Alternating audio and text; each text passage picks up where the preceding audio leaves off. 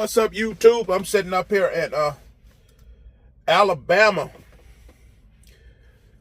This GW Transport. JB Hunt got a New Year's Day. They got a New Year's Day freeze from 9 p.m. to 5 a.m. I could pick up a load out in Georgia and drag it up to Virginia, but it's paid parking up in Georgia, so I guess I will just sit right here instead of trying to find, because it'll be hard to find some parking anyway. It's hard to find parking up in Georgia anyway. So they got plenty of parking here, and it's free parking. I was going to order some DoorDash, but DoorDash it costs just as much as the truck stop. So I'm not going to get that. So they got fried chicken at the truck stop, so I'm going to order me some fried chicken. I'm going to go get me some fried chicken here at the truck stop if it's not all gone. I'm going to go ahead and get some of their fried chicken. Yes, sir. So I'm just going to be here chilling. Yeah, you know, I'm going to tell you guys a little bit about how to adjust your brakes. You know, you going up and down this highway, you going up down 34 to 81 up to Virginia.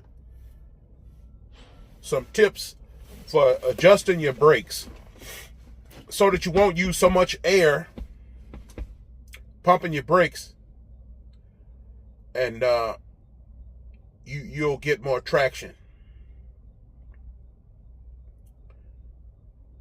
Now, your slack adjusters have several different ways to adjust them.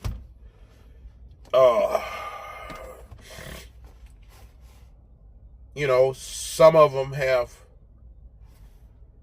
it's just a like a 5/8 or 11 millimeter adjusting screw that you tighten and back off. Some of them have this little square peg adjusting screw that you have to pull up on this locking mechanism, push a screwdriver onto there or something, and then turn this little forehead adjusting screw. Some of them are like that. But what you pretty much have to do to adjust them, once you know what kind you have, make sure you find out how to adjust them. I'm not going to tell nobody how to turn your adjusting screw. Find out what kind of slack adjuster you have and the proper way to tighten them down. Okay? You got to find out what kind of slack adjuster you have and the proper way to tighten them down. Now, do this at your own risk. Now, don't nobody send me no emails about, oh, stop telling people that. You know, I've got emails, one guy telling me about my video on how to get yourself off the side of the road for your DEF system. I've got so many people telling me that video has helped them out. But then I've had 2 people saying, oh, stop telling people to do that. You got to bring it in the shop and do the, yeah, of course you want the driver to bring it in the shop. Of course you want the driver to bring it in the shop, so you can pull the filter out and blow it out the same way that they did with the truck. That's all y'all do is blow them out. I used to work at the shop, you know. But the driver wants to avoid the tow truck. So that's just how you get them off the side of the road, avoid the tow truck. Check the video out. I got the video. Just to avoid the tow truck. Driver could be stuck out in the backwoods somewhere. You know, they need to get off the side of the road.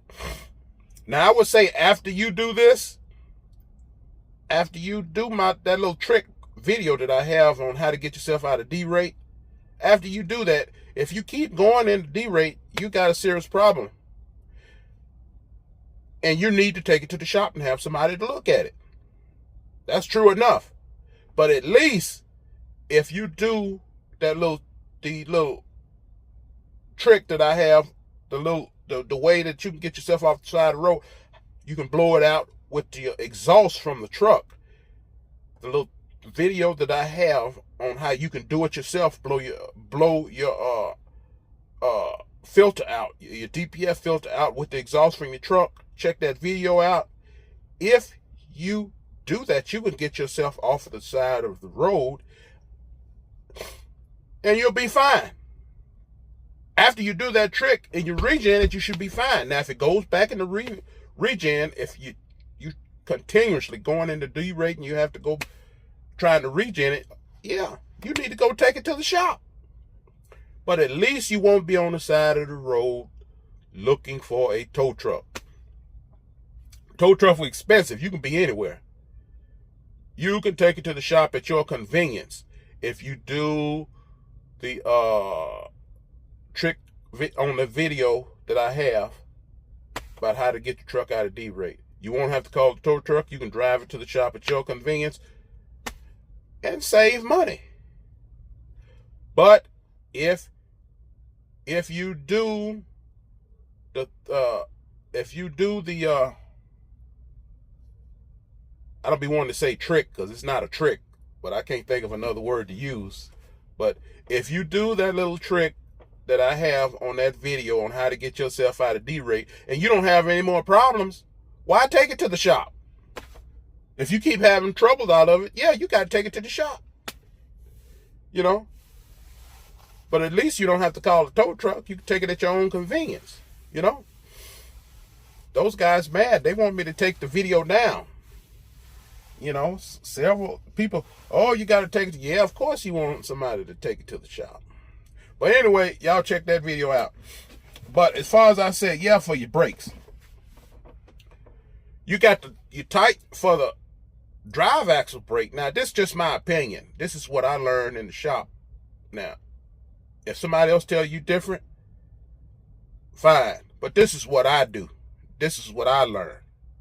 You tighten them down. The drive axle, the two tandems on the back of the truck, you tighten them down. After you figure out what kind of slack adjuster you have and how it is that you adjust them, I'm talking about drum brakes. I don't know nothing about these newfangled disc brakes. I don't even trust disc brakes. I don't even trust disc brakes. There's not enough braking surface area. I used to drive for JB Hunt. Not JB Hunt. Greyhound. Those buses, a lot of those buses had disc brakes and stuff, and they would lock up and do all kind of old funny things. And the brakes didn't seem like, and the brakes was soft. A lot of those buses have disc brakes. Me personally, I don't want no truck with disc brakes. If I bought a truck, it's got to have drum brakes, more braking surface area. But anyway, you tighten your slack adjuster down for the back two tandems on the truck. You tighten the slack adjusters down and you back them off a quarter turn. You back them off a quarter turn. Like that. And the steer axle, the front axle, the steer, right under your steering wheel, you back that off. You back that off. An entire half turn. Those will be the last ones to lock up. Your trailer brakes, you back those off a quarter turn. Okay? Your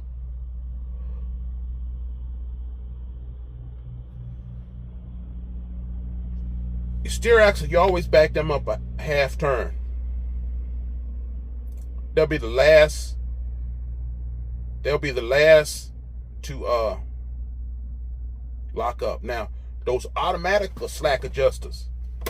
Back when I was mechanic, automatic slack adjusters wasn't automatic. Maybe they was automatic when they was new. But then after being new, after that grease dried up in them and that brake dust got up in them, that road grime got up, they wasn't that automatic anymore. We used to adjust those all the time.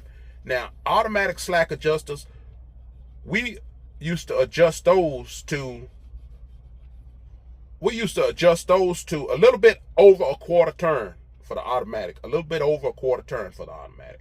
We pull those up a half and a little more for the automatic. After you finish adjusting your brakes, put your truck in neutral. Don't tab nothing. Put your truck in neutral and see if it'll roll backwards and forwards. Make sure ain't nothing locked up. Make sure you properly adjusted. You ain't got no brakes locked up or anything like that. The truck will roll. Okay? Put your wheel chalk in between the back tandems. You put it in neutral. Go back there and grab the tire and push it. See if the truck will roll. Then you'll know you ain't got nothing locked up. That's good when you're going up and down these mountains, these hills. Your brakes ain't too loose. You're not pumping enough air in those airbags and those brake chambers. You know, your braking system is air operated, you know. The looser your brakes are, the more air you pumping in those bags, and the more air you gonna lose up here in the front in your truck. So you want them just as tight as OEM specs. You don't want them loose, so you won't lose so much air, right? Make sure you don't have any air leaks on the. As you know, get rid of much air leaks as you can. Get it DOT legal or better. You don't want no air leaks. If your air dryer is leaking air, you got to pull that off, put a new one on. And you know, on these air dryers, you know, replacing the air dryer purge valve and replacing the canister, they both expensive. What, the canister's $40, the purge valve costs $150, $175. Shit, you might as well replace the whole freaking dryer, because you'll be doing that soon. You know, you get an aftermarket dryer for cheaper than an OEM dryer. Aftermarket dryer is the same dryer, it just don't have the Bendix sticker on there. You know, come from the same company. I noticed that. You know, so yeah, save you some trouble in those mountains. You know. And this old Mack truck got that trailer brake on. I like that trailer brake on there, because I'm in them hills and mountains. I pull that trailer brake down. You know, if I don't want to use the brakes on the truck, you know, I pull that. And I'll use the low setting engine brake. I don't like using a high setting. You know, I got an old truck. I use the low setting. You know. So. Yeah, folks, I'm just sitting up here chilling, man. I'm going to be looking for loads, see if I can find a load. JB Hunt, they got the load board locked up. They got the load board locked up. You can only look for a load for today. After today, it's locked up. It won't be open up till 5 in the morning. I'm looking at some little news that I found.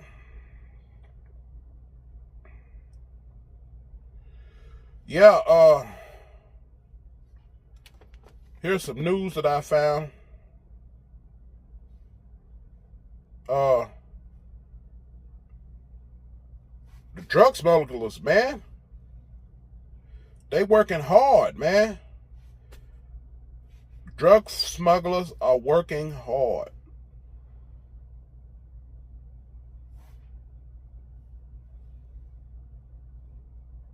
They are hustling drivers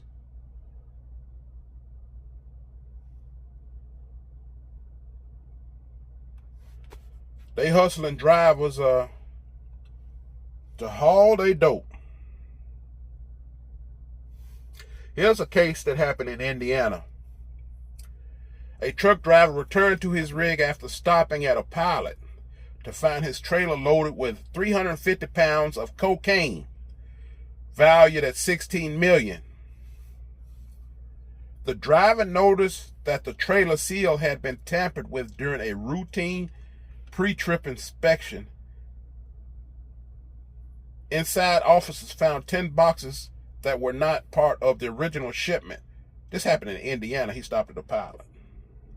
Investigators believe the cocaine may have been loaded while the truck was unattended, raising concerns that the driver may have been used as an unwitting blind mule.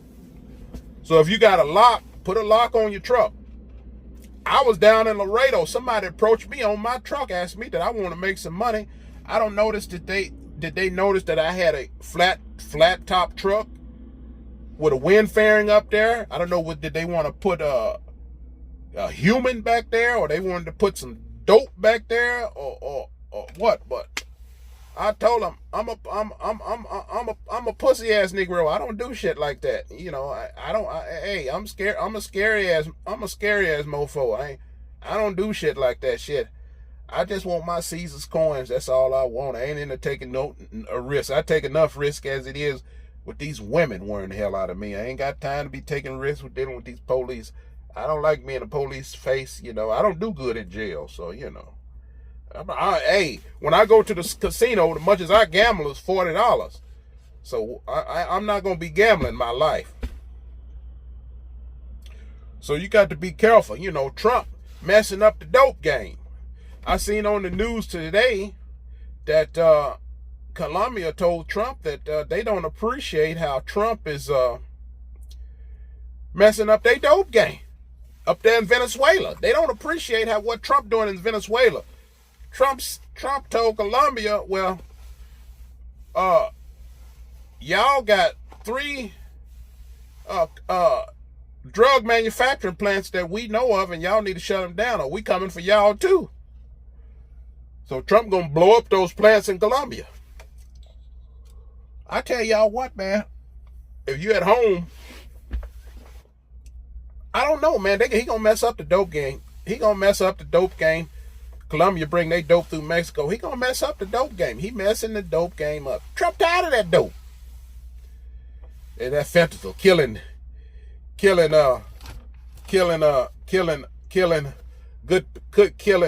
all these good people, you know.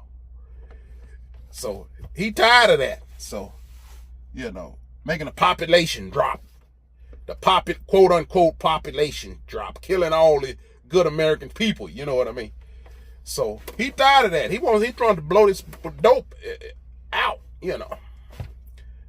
There's too many people dying. Birth rates is low, quote unquote, you know what I mean? That's why he ended abortion. So, yeah. So I got a lock. I'm going to start locking my trailer up. Shit, I don't want nobody going in my trailer putting Nathan in that son of a bitch. And I got a flat top truck. This Mack flat top. It's got a windbreaker on top of it, but it's sealed in the back. So you really can't get in there. So.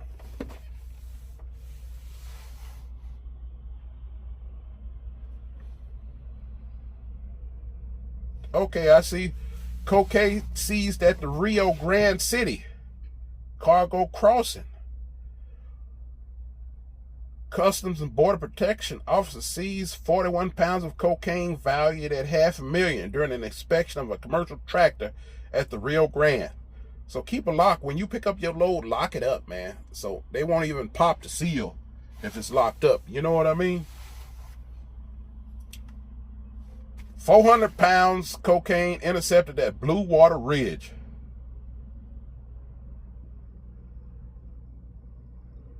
At the U.S.-Canadian border, they seized 400 pounds of cocaine at Blue Water Ridge in Port Huron, Michigan.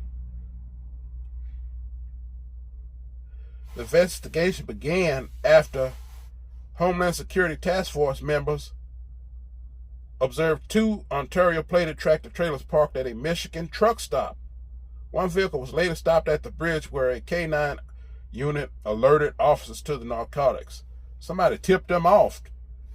They got somebody who was in trouble, and they snitched to lower their time or get out of trouble. They pulled the other truck over for erratic driving.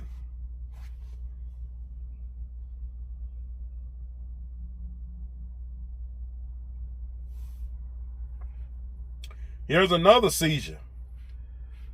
Canadian authorities reported a separate seizure tied to global containerized trade. The Canadian Border Service Agency said officers at Tussawassen Container Examination Facility near Vancouver intercepted nearly 58 pounds of cocaine hidden in a ceiling of a marine shipping container originating in Colombia.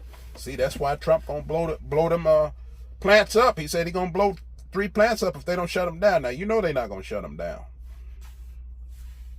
I hope we don't end up going to war with South America behind this.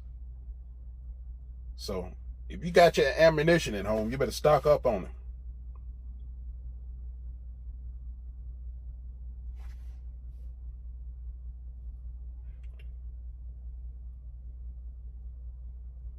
Yeah, ketamine, whatever ketamine is, ketamine smuggling intercepted at Philadelphia port. Man, man, I tell you, man, it's a lot going on, man. It's a lot going on. So, you guys be careful. You put a lock on the back of your truck or whatnot.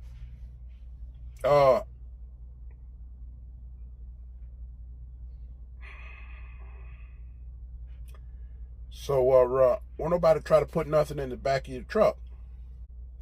Well, that's all I got on that YouTube. You guys stay safe out there. Before you start rolling, check the weather, man. I tell you what, going up 81, or I think it's 84, up 20, all the way up to Virginia. So I wouldn't go any farther than Virginia. And I wouldn't go any higher than 40. Right now, we got this storm going on, So, I think it's 81 or 84. I'm going up there to Virginia. As far as I go on the highway. High is 20. As far east as Virginia. High is Interstate 20. And as far east as Virginia. That's about high as I would go. Right now. You know what I'm talking about? Well, high is Interstate 30. High is Interstate 30 on the 40, 81, 84. And as far as Virginia, that's as far as I would go. You know what I mean? JB Hunt got a few lecture vehicles rolling on dedicated accounts in California. I didn't know that. But hey, everybody out there, y'all stay safe. And if you need to if you got any problems, put it in the Creator's hand, in His Son's blood. I'll holler at y'all later.